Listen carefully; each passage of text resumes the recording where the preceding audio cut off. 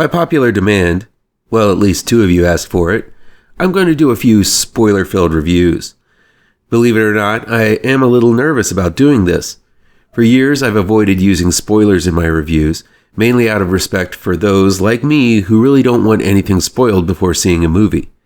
I mean, I get upset at some trailers that reveal too much.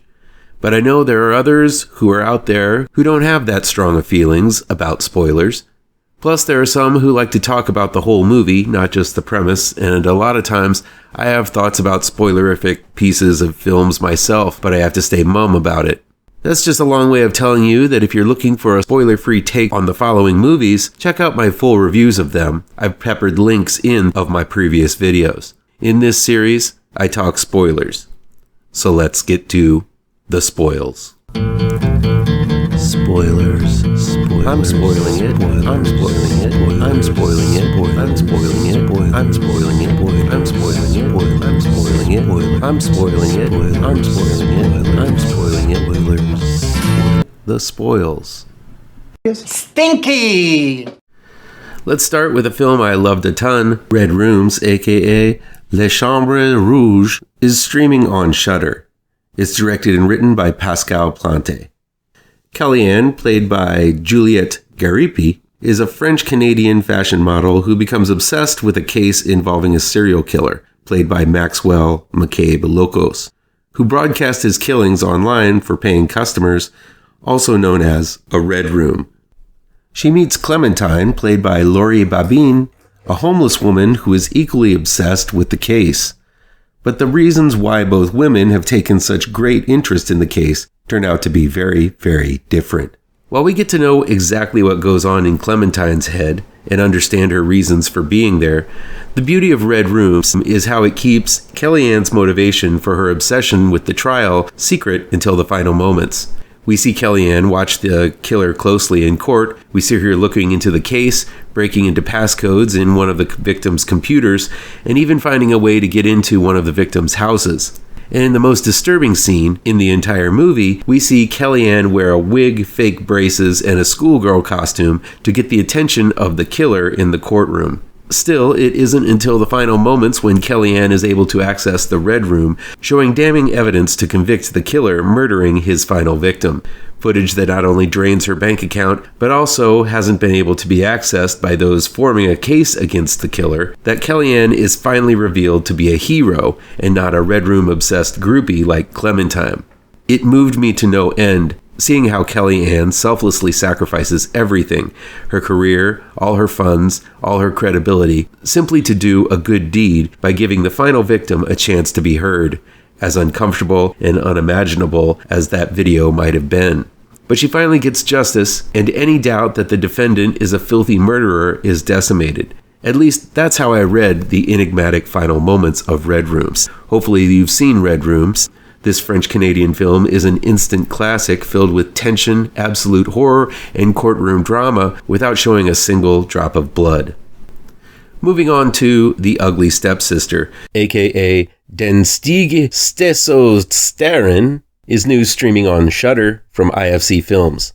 It's directed and written by Emilie Blichfeldt. Rebecca, played by Anne Dahl-Torp, is a gold-digging widower who catches the eye of a seemingly wealthy lord. With her 2 daughters, Elvira, played by Leah Myron, and Alma, played by Flo Fagerli, Rebecca quickly marries the Lord and moves into the castle with the Lord's daughter, Agnes, played by Thea Sophie Loch Ness. But soon Rebecca finds out that the Lord is broke, and soon after the Lord dies, leaving her with all of his debt.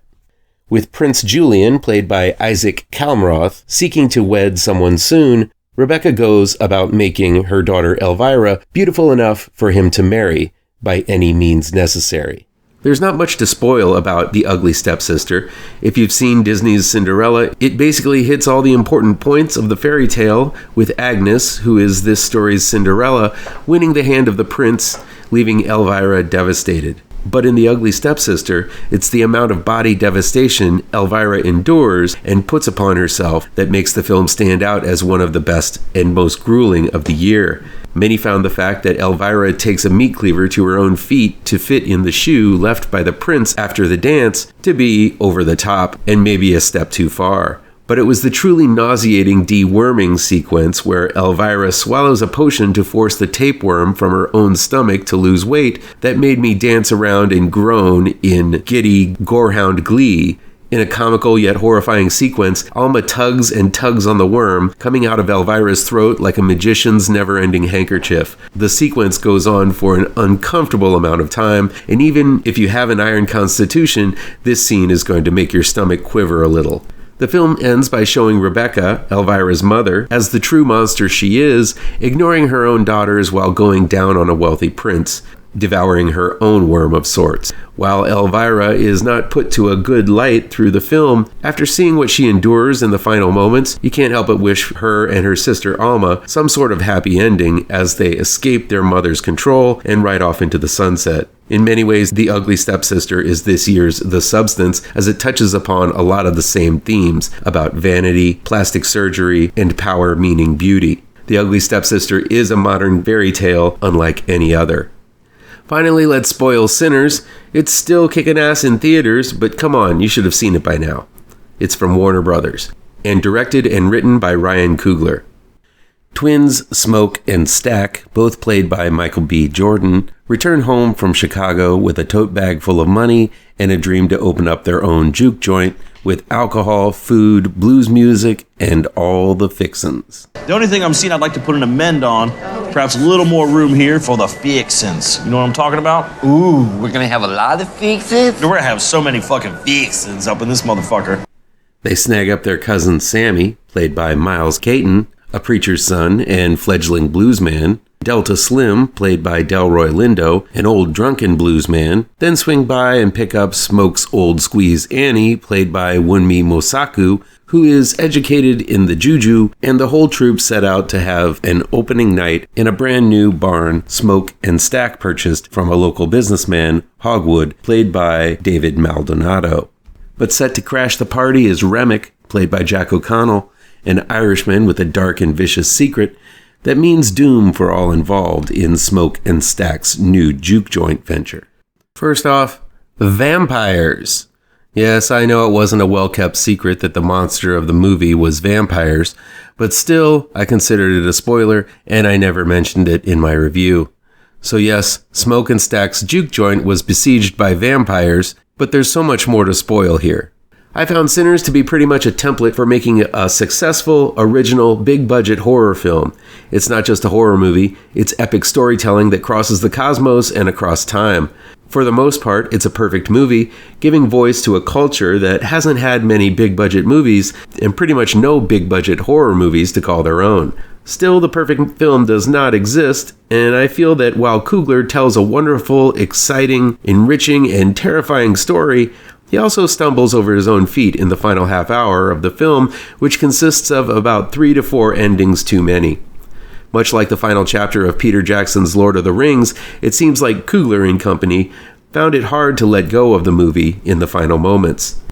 While I always love films that cross-cut between two scenes to make the action more interesting, I think the scene switching between Sammy returning to his father's church and Michael B. Jordan going Rambo on the KKK was excessive and not really necessary.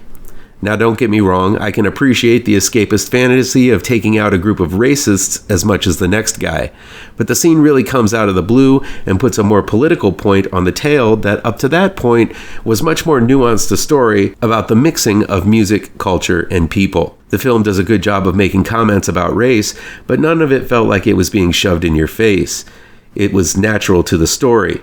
On top of that, Michael B. Jordan's story was basically over by that point, and I would have been satisfied seeing him simply succumb to his wounds and find peace with Annie and his baby in the afterlife. Surely, having him gun down racists with a Tommy gun is going to get the crowd all riled up, but it felt like a cheap call for applause and a chance to cram a message rather than a powerful end for that character. But it's not over. No. Then we go forward to the 80s and we find Sammy turned out to be Chicago's own Buddy Guy, which was a fun detail that went over well in the Chicago theater I saw it in. I would have loved it if this would have been it. Seeing Sammy become the blues man he dreamed of being and treating the audience to one last blues song over the credits would have been a nice capper for the film. But nope. The scene goes on again too long, with a reappearance of Stack and Mary, with Jordan sporting a Bill Cosby sweater and Mary looking a little bit too much like Debbie Mazar. After seeing these characters in authentic Depression-era costumes all through the film, it just doesn't fit seeing Michael B. Jordan and Haley Steinfeld dressing like they just walked off of a guest appearance on Yo MTV Raps. It took me out of the film and kind of ruined that awesome blues solo by Buddy Guy by having the guy act out a few lines. Guy is a legend, but sadly, no actor, and this amateur attempt at drama just didn't work for me. The final bit of Sinners, which is a solo by Miles Caton, who plays young Sammy, is less annoying and would have rang much better had the other parts not been included. It simply features how much talent the kid has and is a nice little cherry on top to end this monumental film despite its flaws. I know out of all the spoilers, my thoughts on Sinners is going to be the one that's most contested, and if you disagree, that's totally cool. Let's talk about it and all the other spoilers I lobbed at you in this video in the comments below. Please do me a favor and punch that like button down below. Share this video with all of your social media addicted pals. Click subscribe to this channel and ring that bell for notifications.